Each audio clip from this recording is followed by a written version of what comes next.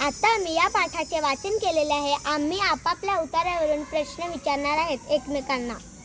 हात पाय तुटल्यावर आपण घरी प्लॅस्टर करू शकतो का? आपल्याला प्लास्टर घरी करता येत नाही. त्यासाठी आपल्याला डॉक्टरांकडे जावे लागते.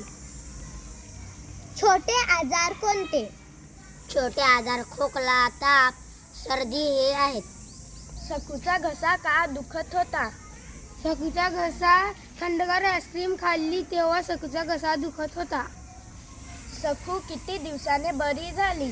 सकू 3 दिवसाने बरी झाली. कावलीचे लक्षण कोणते? कावलीची लक्षणे डोळे पिवळेसर आणि जेवण नकोसे आणि ताप. हे उत्तर बरोबर आहे. डॉक्टरांना कसे समजले की ताईला कावीळ झालेली आहे?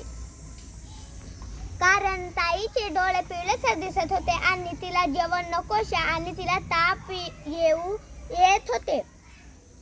पथ्य म्हणजे काय? पथ्य म्हणजे आजारी असल्यावर पाळायचे नियम. ताऱ्याच्या बोलण्याकडे लोकांनी का लक्ष दिले नाही?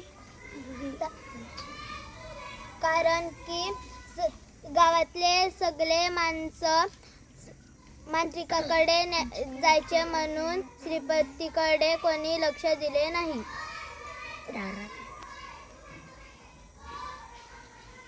साप चावलं का किंवा आजारी पडलो का मांत्रिकाकडे का नाही जायचं?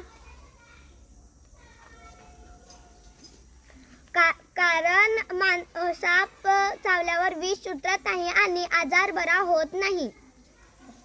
हे उत्तर बरोबर आहे.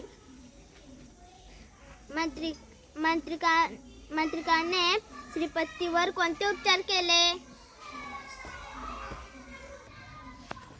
मांत्रिकाने श्रीपतीला लिंबाच्या पाल्यावर झोपवले आणि विष उतरवण्याचा मंत्र म्हणू लागला. हे उत्तर बरोबर आहे. तुम्ही श्रीपतीला मांत्रिकाकडे नेले असते की सरकारी इस्पितळात? आम्ही श्रीपतीला सरकारी दवाखान्यात नेले असते. ताईचा आजार झटकन बरा का होणार नव्हता? ताईला कावीळ आजार हा मोठा आजार आहे, तेव्हा आपल्याला घरी करता येणार नाही, म्हणून आपल्याला डॉक्टरांकडे जावे लागेल. घरगुती उपचार कोणते? घरगुती उपचार आपल्याला जखम झाली तर आपण स्वच्छ धुवून त्याच्यावर हळद लावू शकतो. आल्याचा आपण कडा करून पिऊ शकतो. खोकला झाल्यावर कडा करून पिऊ शकतो.